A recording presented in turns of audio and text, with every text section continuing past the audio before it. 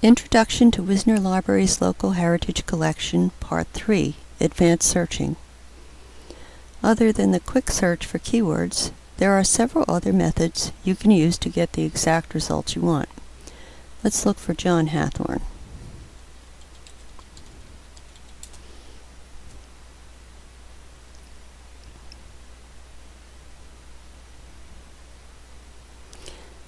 You can see we have 178 hits. Then let's see what happens when you enclose that phrase in quotation marks.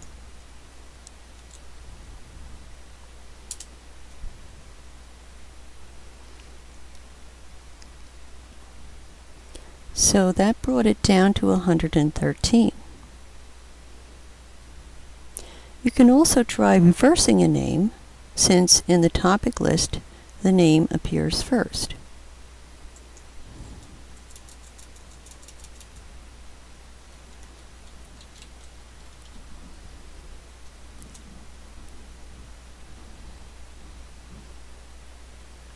So that pulled up an even more targeted list, doing it that way. And don't forget that the other way to get to the exact subject term that you want would be to browse in Topics and then search in the upper left within the Topics just for the name Hathorne. And that will pull up all the related subject headings using that word, so you can see if there are variations that would be useful to you. Now you don't have to go all the way back to the home page to get to the topic browse. In the upper right, there is an Explore drop-down menu, and you can access all of the browse functions from whichever screen you're at. Now let's take a look at the advanced search function.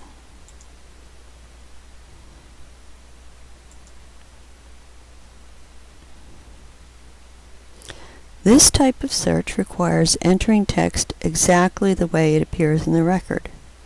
For that reason, it's better to keep it simple. First, choose the All category, and then for the operator, what works best is starts with, and then simply enter the word that you need.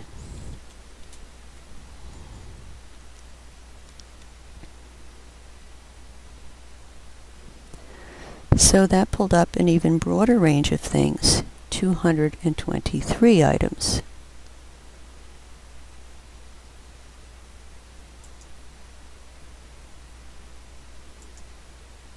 Within the advanced search, however, you can then go even further with limiting your search results and refining them.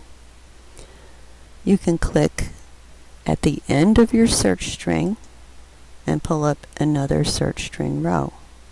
In this case, we're going to use AND, because what we really want are things about John Hathorne and the Battle of Minisink.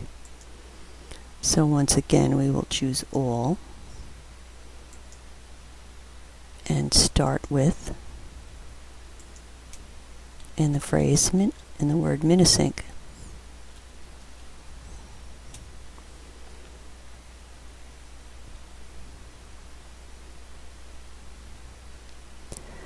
So now we have a much more refined list of 69 items that use the word Hathorne somewhere in the record, and also the word Minisink in the record.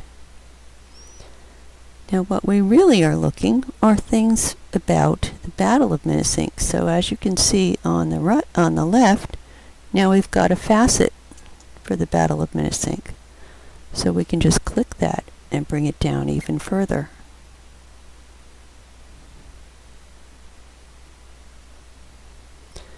But say we just want things that are original or primary sources about the Battle of Minisink, things written at the time or by eyewitnesses.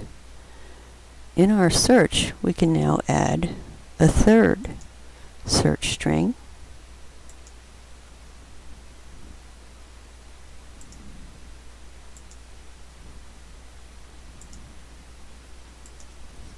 And we're going to use the word primary because it would be described in the record most likely as a primary document.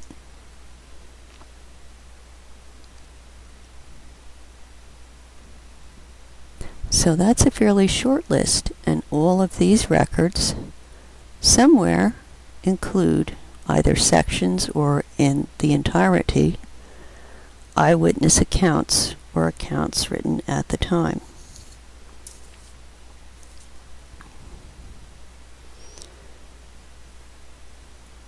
For complex searches that you think you might need to share with someone else instead of having to talk them through it, or that might be returned to periodically, you can add a suggested search. So when you build a search that's successful, you can just save it as a saved search here.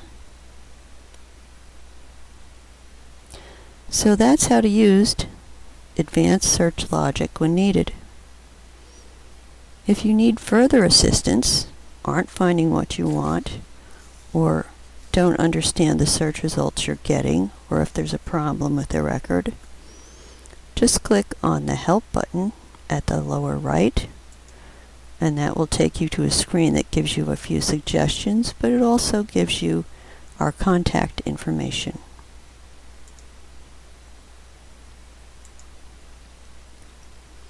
There's the phone number and email address. Let us know how else we may help you. And that's the end of our suggestions for using the digital collection.